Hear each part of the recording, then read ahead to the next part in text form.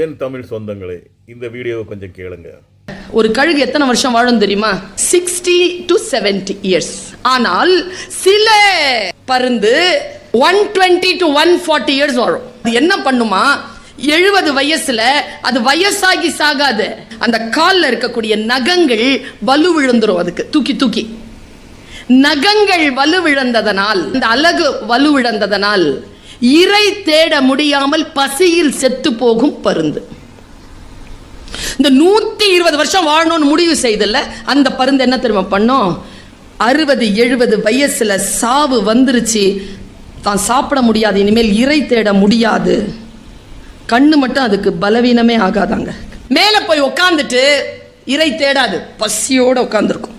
உட்காரும் போது என்ன செய்யும்? தன்னுடைய காலில் இருக்கக்கூடிய நகங்கள் எல்லாம் பிச்சு போட்டுரும். அப்புறமா தன்னுடைய சிறகெல்லாம் எப்படி உதிர்ந்து போய் வயசா எல்லாத்தையும் பிச்சு போடும். தன்னுடைய அலகு இருக்குல்ல, அதை அடிச்சு உடைச்சிரும். ஒடிச்சிட்டு உட்காந்துருக்கும் கழுகு. தவம், அந்த தவ பீரியட் இருக்குல்ல, அது கடந்த பிறகு அந்த பீரியடை மட்டும் அது சஸ்டெயின் பண்ணிடுச்சுன்னா இயற்கை அதற்கு புதிய நகங்களை, புதிய சிறகை, புதிய அலகை தரும். அதை பெற்றுக்கொண்ட அந்த கழுகு மீண்டும் 60-70 ஆண்டுகள் வாழும்.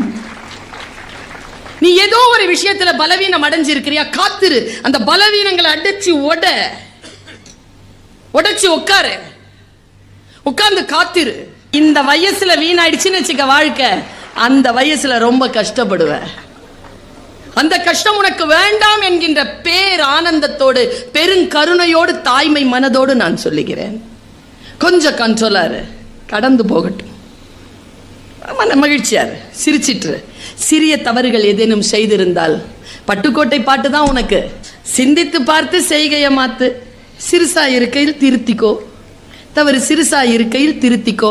தெரிஞ்சும் தெரியாம நடந்திருந்தா அது திரும்பவும் வராம பார்த்துக்கோ.